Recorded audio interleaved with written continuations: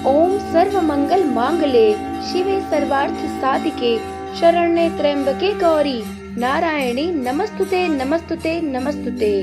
सनातन धर्मसार channel की तरफ से आप सभी को नवरात्रि की हार्दिक शुभकामनाएं। अश्विन नवरात्रि पर्व का आज छठा दिन है।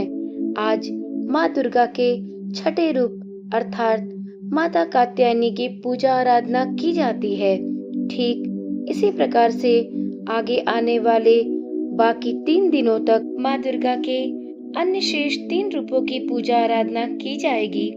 जिस तरह माँ दुर्गा के अलग अलग रूपों की अलग अलग पूजा विधि है, ठीक उसी प्रकार नौ दुर्गा के 9 विशेष मंत्र एवं 9 विशेष स्तुतियाँ हैं। आज की वीडियो में हम सभी माँ दुर्गा के छठे रूप अर्थात माँ कात्यायनी की स्तुति मंत्र के साथ ही माता कात्यायनी की कथा का भी श्रवण करेंगे। तो देवी माँ के भक्तों, चलिए अब सच्चे मन से एवं पूरी निष्ठा के साथ माँ दुर्गा के इस रूप की हृदय में मनन करते हुए माँ की स्तुति आरंभ करते हैं। या देवी सर्वभूतेषु माँ कात्यायनी रूपेण संस्थिता नमस्तस्यै नमस्तस्यै नमस्तस्यै नमो नमः। नवरात्रि के छठे दिन माँ कात्यायनी का पूजन, मंत्र, जप, स्तुति आदि किया जाता है। आज्ञा चक्र में ध्यान कर इनकी आराधना की जाती है। भय, रोग, शोक, संतापों से मुक्ति तथा मोक्ष की दात्री है ये माँ। माँ कात्यायनी का मंत्र इस प्रकार से है। ओम ऐं ह्रीं क्लीं कात्यायनाय नमः। वीडियो में आगे बढ़ते हुए अब हम माँ के इस रूप की स्तुति एवं मंत्र के पश्चात माता कात्यायनी की कथा का श्रवण करेंगे। भक्तगणों, आप सभी से अनुरोध है कि इस पावन कथा का श्रवण पूरी श्रद्धा एवं एकाग्रचित मन से करें और कथा को बीच में ही ना छोड़ें। तो चलिए माँ कात्यायनी की कथा का प्रारंभ करते हैं। ओम श्री गणेशाय नमो नमः। माँ दुर्गा की जय हो। नवरात्रि के छठे दिन माँ कात्यायनी की पूजा की जाती है। इनकी उपासना और आराधना से भक्तों को बड़ी आसानी से अर्थ, धर्म, काम और मोक्ष चारों फलों की प्राप्ति होती है। उसके रोग, शोक, संताप और भय नष्ट हो जाते हैं। जन्मों के समस्त पाप भी नष्ट हो जाते हैं। इस देवी को नवरात्रि में छठे दिन पूजा जाता है। कात्य गोत्र में विश्व प्रसिद्ध महर्षि कात्यायन ने भगवती पराम्बा की उपासना की थी, कठिन तपस्या की और उनकी इच्छा थी कि उन्हें पुत्री प्राप्त हो। माँ भगवती ने उनके घर पुत्री के रूप में जन्म लिया, इसलिए यह देवी कात्यायनी कहलाई। इनका गुण शोध कार्य है, इसलिए इस वैज्ञानिक युग में कात्यायनी का महत्व सर्वाधिक हो जाता है। इनकी कृपा से ही सारे कार्य पूरे होते हैं।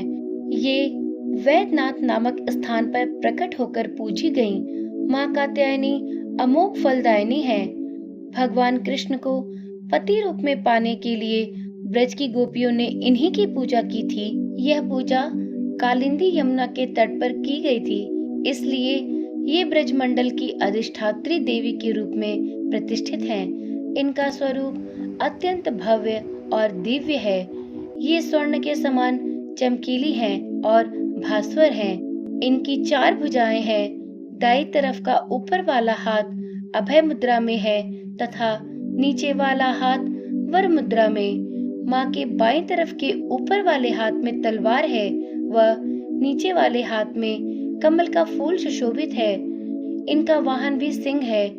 इनकी उपासना और आराधना से भक्तों को बड़ी आसानी से अर्थ, धर्म, काम और मोक्ष अर्थात चारों फलों की प्राप्ति होती है।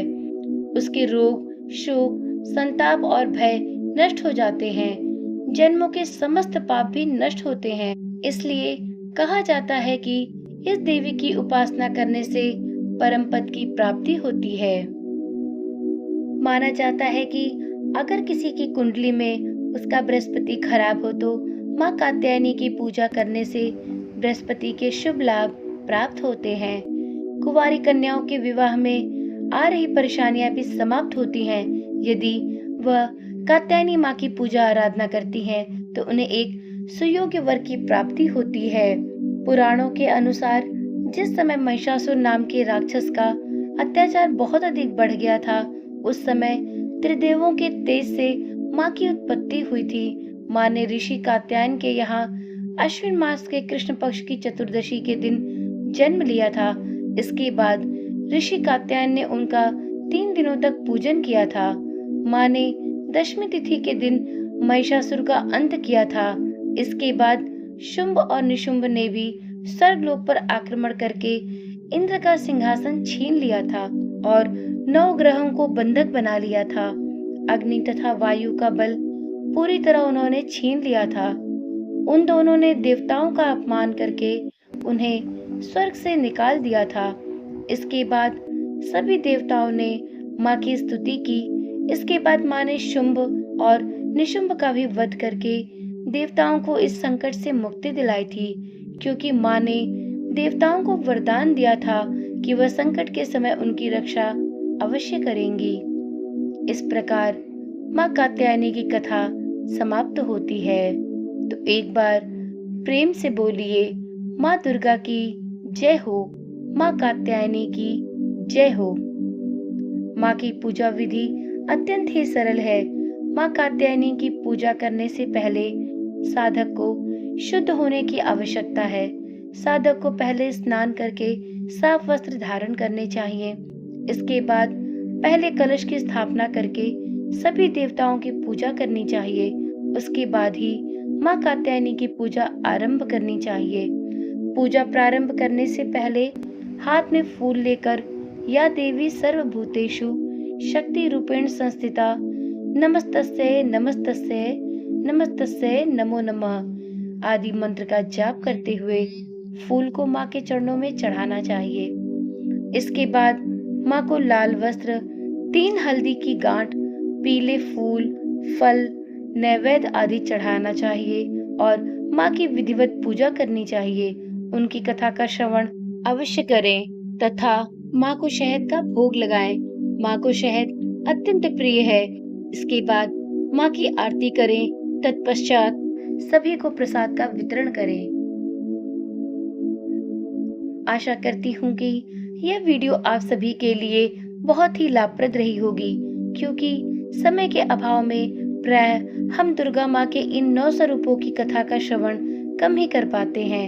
यदि आपको यह प्रयास अच्छा लगा हो तो कृपया करके इस वीडियो को लाइक करें और चैनल को सब्सक्राइब करें। तो चलिए कल मिलते हैं माँ दुर्गा के 7वें रूप अर्थात माँ कालरात्रि की कथा के साथ। तो सब प्रेम से बोलिए, माता रानी की जय हो, माँ दुर्गा की जय हो। माँ की कृपा सब पर बनी रहे। और जाते जाते माँ का जयकारा लगाए बिना कहीं मत जाइएगा। तो बोल सांचे दरबार की जय।